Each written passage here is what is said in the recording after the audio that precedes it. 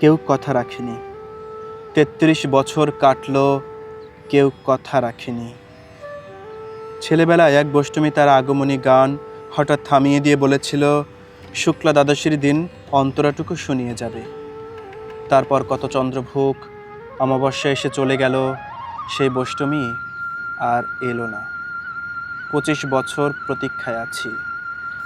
মামাবাড়ির মাঝি নাদের আলী বলেছিল, বড় হও দাদা ঠাকুর, তোমাকে আমি ৩ প্রহরে বিল দেখাতে নিয়ে যাব, যেখানে পদ্ম ফুলের মাথায় সাপ আর ভ্রমর খেলা করে। নাদের আলী, আমি আর কত বড় হব?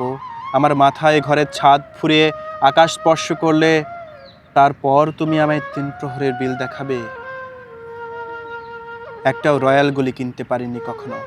লাঠি লজেন্স দেখিয়ে দেখিয়ে চুষেছে লস্কর বাড়ির ছেলেরা। ভিখারিদের মতন চৌধুরীদের গেটে দাঁড়িয়ে দেখেছি ভেতরে রাস উৎসব। অবিরল রঙের ধারার মধ্যে সুবর্ণ কঙ্কন পরা ফর্সা রমণীরা কত রকম আমাদের হেসেছে। আমার দিকে তারা ফিরেও চায়নি।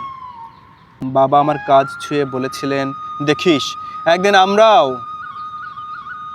বাবা আজ অন্ধ, আমাদের দেখা হয়নি কিছুই।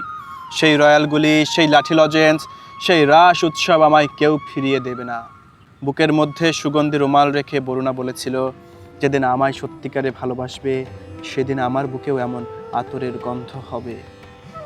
ভালোবাসার জন্য আমি হাতের মুঠোয় প্রাণ নিয়েছি, দুরন্ত সারের চোখে বেঁধেছি লাল কাপড়।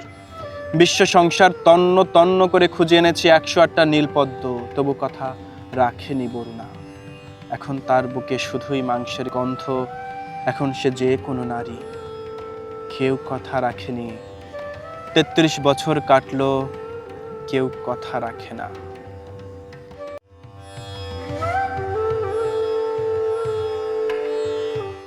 কবিতাটা অনেক আগে মুখস্থ ছিল, এখন মুখস্থ নাই।